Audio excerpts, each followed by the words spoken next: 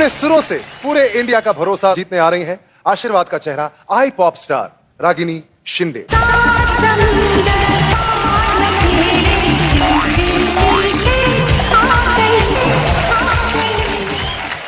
जब हम जवां होंगे जाने कहाँ होंगे, लेकिन जहाँ होंगे वहाँ फरियाद करेंगे, तुझे याद करेंगे।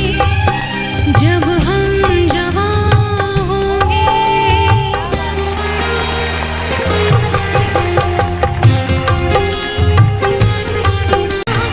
जब तुम जवां होगी जाने तुम कहाँ होगी। क्या गा रहे हो तुम इस एज में। आहा, क्या मतलब अंतरे जो तुम चबा जाती हो, मतलब ये बचपन का प्यार अगर खो जाएगा। रागिनी शिंद एक छोटे से गांव की सीधी सादी लड़की जिसे बचपन से ही गाने का बहुत शौक था। उसका सपना था कि वह एक दिन इंडियन आइडल जैसे बड़े मंच पर गाए और लोगों के दिलों को छू जाए, पर उसके गांव में न तो संगीत की कोई तालीम थी और न ही परिवार की आर्थिक स्थिति इतनी अच्छी थी कि वह बड़े शहर में जाकर संगीत सीख सके।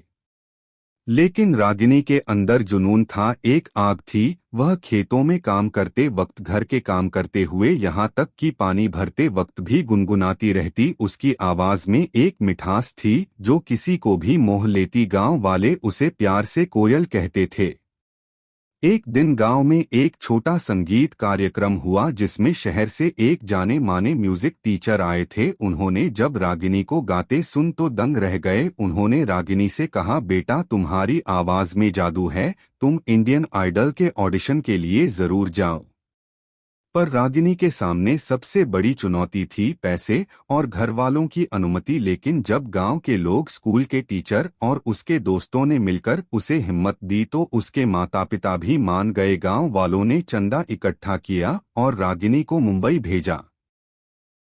मुंबई की मकदमक रागिनी के लिए नई थी, लेकिन उसने कभी हार नहीं मानी। इंडियन आइडल के ऑडिशन में जब उसने ओरे पिया गाया तो जजेस की आंखों में आंसू आ गए। हर कोई उसकी सादगी और सुरों की गहराई में खो गया। उसका वीडियो सोशल मीडिया पर वायरल हो गया और देखते ही देखते वह एक स्टार बन गई। हर राउंड में रागिनी ने अपनी मेहनत और सच्चाई से जजेस और दर्शकों का दिल जीत लिया।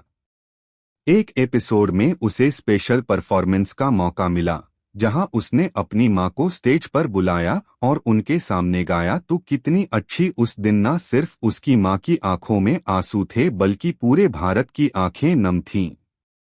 रागिनी शिंदे आज इंडियन आइडल की टॉप कॉन्टेस्टेंट्स में से एक है। उसका सफर सिर्फ एक प्रतियोगिता का नहीं बल्कि सपनों को हकीकत में बदलने का प्रतीक बन गया है। उसकी कहानी लाखों लड़कियों के लिए प्रेरणा है कि अगर इरादे मजबूत हों तो कोई भी मंच दूर नहीं। अगर आप चाहें तो मैं इस कहानी का एक डायलॉग वर्जन या स्क्रिप्ट भी बना सकता हूं।